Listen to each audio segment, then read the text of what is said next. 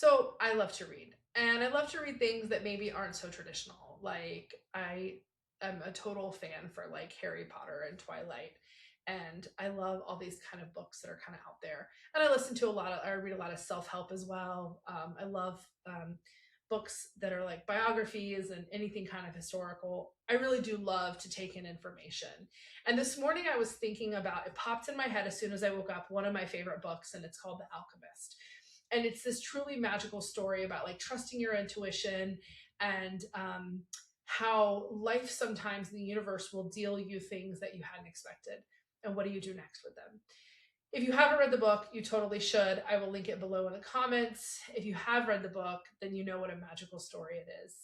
um, in the book, the guy's trying to find his way, and he's trying to really understand what he calls his personal legend, and it's really your purpose. What are you here for? What are you doing? And there is an incredible amount of misfortune and obstacles along the way, just like real life, right? Like when he has a little bit of money and he thinks he's going to be able to make it to where he's going, he gets robbed. And then he gets robbed again. And he meets a whole bunch of people along the way, and some of them are good and some of them are a little dicey. But he has this wild adventure, and he follows his intuition, he follows his heart, he finds his purpose, and he learns through his obstacles. I'm going to say this again, he learns through his obstacles. And the more I think about my own personal legend and what I believe my purpose here is on earth, and how I work every day to be the best version of myself, not only for me, but also to be able to share this incredible gift that I feel like I've been given with the world, I keep coming back to The Alchemist. Oftentimes we need a mirror in life. Sometimes it's through music, sometimes it's through the stories of other people's fabric of their human existence, sometimes it's through a book, and sometimes it's through a movie. What happens is when we are engaged in this content, again, like reading this book, I see myself in him. I see myself wanting for adventure. I woke up this morning really dreaming of adventure and ready to just like take a backpack and a small suitcase and go and see what life brings me. And when we see ourselves in these things, there's these mirror moments. I believe that it gives us an opportunity to deeper connect within ourselves and to say, what about that sparks something inside me? It happens to me with media all the time, whether it's movies or books or TV or whatever it is. And then it really allows me to go inside and think about what I want, how I'm feeling, what is my purpose? How do you follow a path and embrace all of you on this journey, even when things don't work out? And sometimes things aren't going to work out, and that's okay. I think that it's so important that as we go through this world that we do figure out what our purpose is. What is our personal legend? What are we doing here? I don't think we were intended to wake up and punch a clock and work for 12 hours and go home and eat a meal out of a can and go to sleep and be tired and do it all over again. I'm not saying that working hard isn't part of the package, because it is. I love to work hard. But I think figuring out what we came to do is so important. As he went on this journey in The Alchemist, he was really trying to figure out not only what was he supposed to do, but what did he do with all the things that were happening.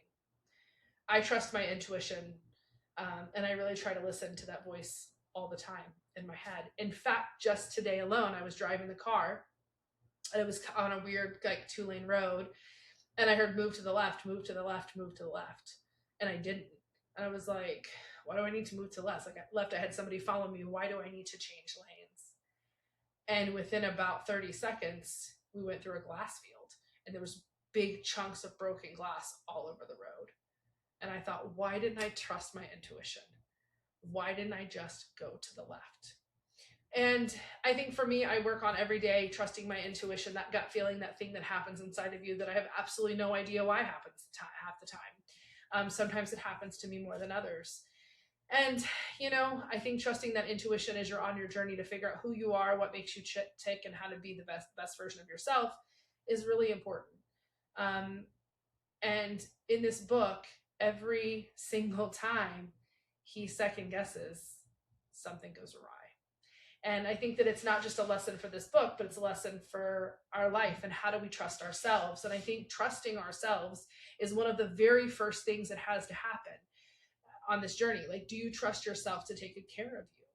Do you trust yourself to make the best decisions possible? Do you trust yourself? Um, Even if you're taking risks, do you trust yourself? And I think trusting yourself and doing for yourself or to yourself what you say you're going to do really matters.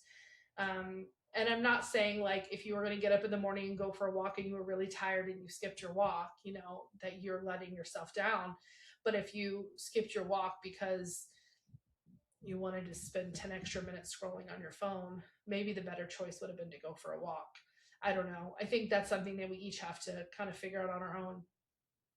This dreams thing came up again today for me, and dreams are such a big part of the book The Alchemist. And then I was in the car with a friend and a coworker, and we started talking about dreams. I have wildly vivid dreams, like insanely vivid dreams. And she says to me, I don't ever remember my dreams. Like every once in a while I'll remember a nightmare, but I don't ever remember my dreams. And so had a long drive, and so she was looking up on Bestie ChatGPT like about dreams and why some people remember more than others. And the data was really interesting on how your brain is trying to help protect you and process information and clear things out that it doesn't need. The body and the brain are such an incredible, magnificent machine. Probably the best AI that we could have ever built lives inside these meat suits that we move around in. And so when I think about dreams, I think so much about, again, what is my intuition and my body trying to tell me? How can I most align with what I'm supposed to be doing? And not to discount those things, whether it's that gut feeling that you should move into the left lane, or whether it's you had a really bad dream and you're a little shaken. How do you take these things that happen throughout our life and even misfortunes and still continue to show up, do the things you want to do, and be the best version of yourself? For me, I woke up this morning, my battery was super high. I was probably at like 92%, and I was like ready to go. Like my emotion word was unstoppable. And I was pumped to have a great week this week in my day job. And I have a lot of amazing things going on in my personal brand with Art of Heart and MC Speaks and Lead with Heart. And I'm so excited about the future. I'm excited about the future because I trust myself. I know that there's nothing that I can't do. I think that one of the things that has always made me unstoppable is my sheer blind ambition and realizing that there's really not a whole lot that I can't accomplish. I somehow missed the day in school where people told us that we couldn't do things, and I just didn't get that. And thank God I didn't, because I don't think I would have lived the amazing life that I have had I thought that I couldn't do things. As we were in the car talking today about like our dreams and about like our actual physical dreams and like our dreams of what we want to be in this world and how we want to show up. And my battery was super high, and we're flying down the interstate and we're listening to music and we're talking. And my heart was so full because I was having this genuine human connection, talking about dreams, talking about this book a little bit, and just having this really very human heart-centered moment, which of course, like fills me back up. Like I get super excited about. And this is a person who wholeheartedly supports me in all the things I do. And it was a really, really cool moment. I did make a joke and I told her, I was like, I don't think anybody likes when my battery is this high because I'm a lot. And she laughed and she's like, this is when you are my favorite. And so today I'm really just like stuck with this thing in my head about like, how do we double down on our personal legend? How do we double down on our purpose? How do we show up today as the full, whatever that full version of you is? How do you double down on that? How do you not get stopped by misfortune and or things that just don't work out? How do you trust yourself to make the best decisions? I think there's a lot of frameworks that people have come up with for these things. And the bottom line is you just have to trust your gut. And I mean, really trust your gut. Like if you hear something in your head to get over in the left lane, get over, because maybe there's a field full of glass. And if you feel like you should stop and say hi to somebody, then you probably should. One of the things that happened today on our grand adventure through the streets of Northern California is we were on this back road and there was a gentleman there selling flowers. And I thought to myself, buy $100 worth of flowers. And I thought, okay, that's weird. And so I was getting ready to go left, and I looped back around on the middle of a conference call. I said, hold on, everybody. And I bought $100 in flowers. And I bought these beautiful bouquets, and I stay at the same hotel all the time. And the people here have really become an extension of my family. And they're so excited to see me. They know what rooms I like, and they kind of keep track of me when I'm here because I spend so much time here. And today I walked in with a giant bucket full of flowers for everybody who works here. And that's why I needed to buy $100 in flowers from the man on the corner. Maybe there was a reason. Maybe he needed to get rid of those flowers early. I don't know. But I listened to my intuition. I made someone's day brighter. And it's not about anything other than listening to yourself, trusting your gut. And I think as we figure out how to follow our dreams and we become the best version of ourselves, I think maybe step one is to just trust yourself. And I think in order to show up as the best version of yourself and to like yourself, it all starts with, do you trust yourself? We worry a lot about whether we trust others. We worry a lot about what other people think about us. But I think I'm in the camp that the only person I care about who really what they think about me is me.